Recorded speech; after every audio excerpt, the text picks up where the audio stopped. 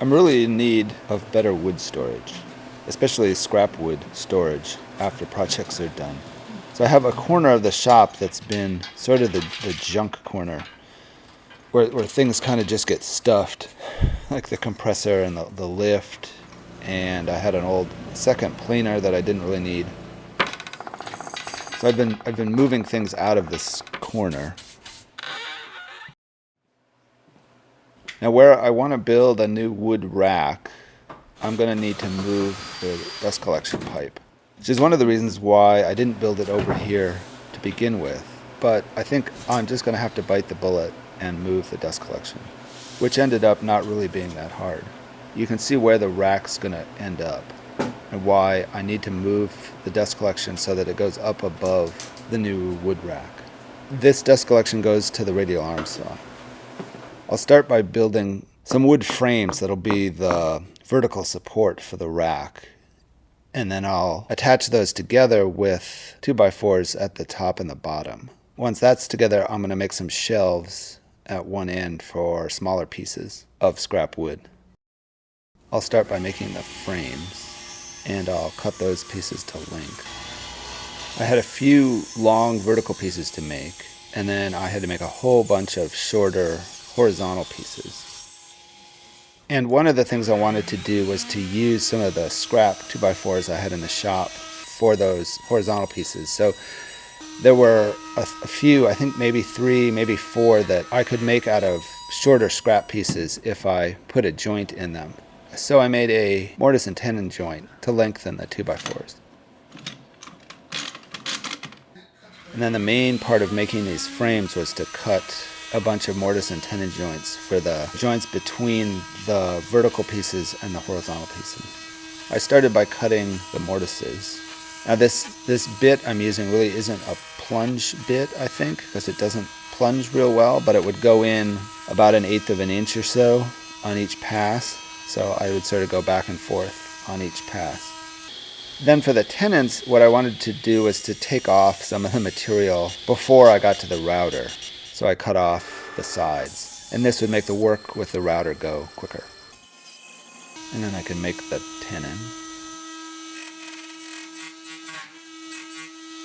So this was just a lot of doing the same thing over and over again.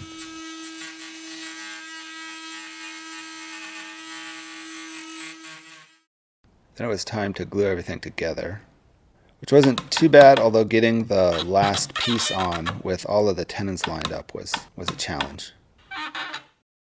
Then I had to find a place to put things to sit while the glue set up. Now I'll make the horizontal pieces. And what I'd like to do is to cut a shallow dado where the frames are going to connect to these pieces that'll be on the bottom and the top and hold the whole system together. And these aren't so much for strength, they're just to help line up all the pieces while I'm putting it together. And I'll use 2 screws at each joint to hold these together. Now I made the frames with glue and mortise and tenon joints, but to hold the pieces together, or to hold those frames together in the whole system, I wanted to use screws so that at some point in the future, if I want to take this apart, I can do that. And I had to move the radial arm saw out of the way.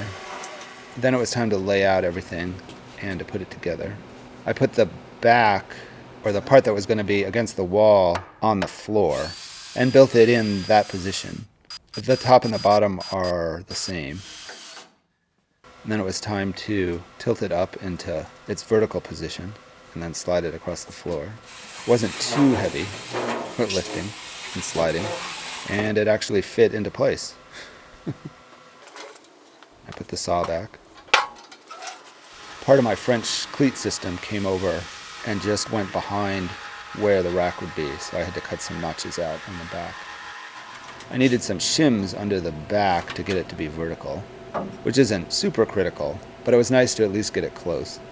I just have 1 bracket and then 1 screw holding it to the wall.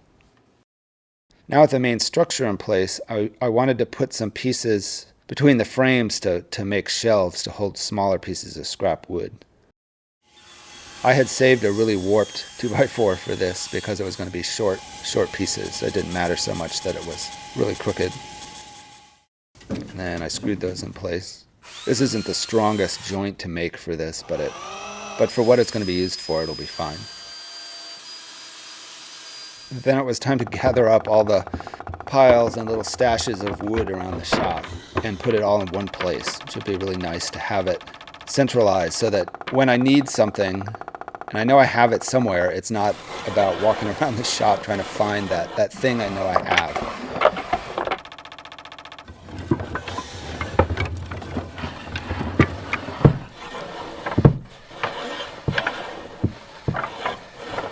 I had some wood boxes that I had made at one point that weren't being used. They were just about the width that my rack was going to be, so I made sure they were going to fit. So I just put up some quick runners to hold the bottom corners of the boxes, and they became drawers.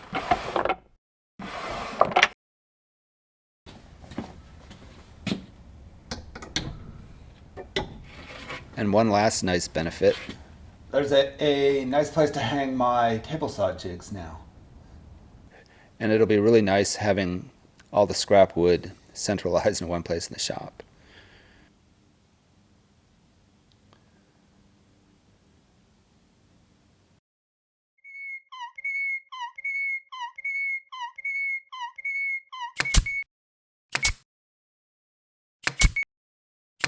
Thanks for watching.